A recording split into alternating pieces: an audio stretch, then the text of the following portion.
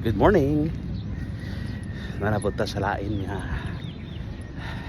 buntag, no? Pasalamat ta sa Dios sa lain nga buntag nga gihatag nato, no?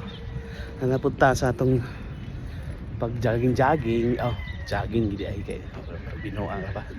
Jogging din siya. But a little motivation for this morning.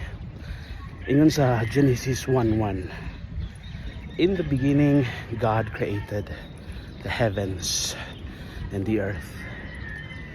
At one glance, makaingon ka nga familiar kita sa verse, no?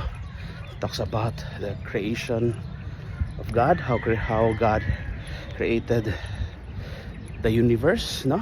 But kung atong i-observe ug ayo, natay makuha nga punto aning nga verse. Ingon diha, in the beginning, God. So, how to apply it in our lives today?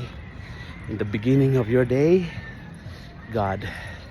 In the beginning of your work, God. In the beginning of school, if student ka, God. In the beginning of your business, God.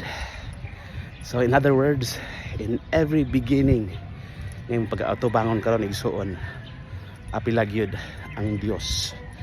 Kay kung apil ang Dios sa imong mga plano, kabalo ka nga ma-plaster ug ma-okay ra ang tanan. Okay? Good morning.